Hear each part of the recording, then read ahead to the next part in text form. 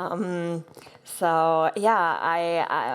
little reminder that I'm coming more from the Bitcoin and Lightning side, and I want to give a bit of an overview of how we can maybe achieve financial privacy by using the Lightning Network, and overall a little reminder that with Bitcoin and Lightning, what we're actually aiming at is to establish a global money. What is privacy? What are we even talking about when it's about privacy? And I brought a little excerpt from Eric Hughes, a cypherpunk. He wrote this manifesto, and it says, "Privacy is necessary for an open society in the electronic age. Privacy is not secrecy. A private matter is something one doesn't want the whole world to know, but a secret matter is something one doesn't want anybody to know. Privacy is the power to selectively reveal oneself to the world." What is the status quo in traditional finance? When we're talking about physical transactions, when we're talking about cash, it's hyper-private. Awesome. Yeah?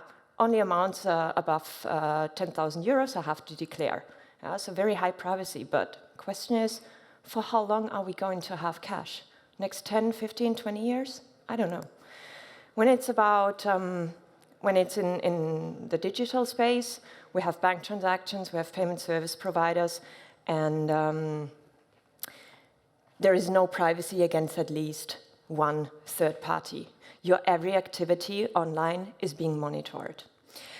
And another thing I noticed is that the default status when it comes to financial privacy in the digital realm is that you have no privacy at all.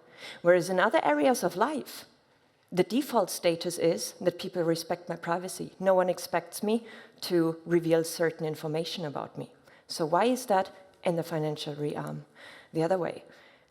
And also, what we're facing is kind of like indirect accusations of criminal activity, because if I want financial privacy, it is always connected to the thought of, do you have something to hide?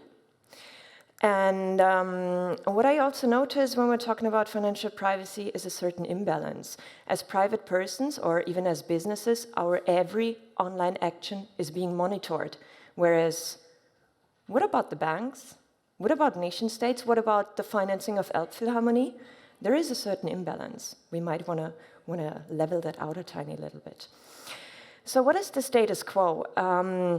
I think hopefully people know here more or less how Bitcoin works, and Bitcoin transaction data, blockchain, is public data.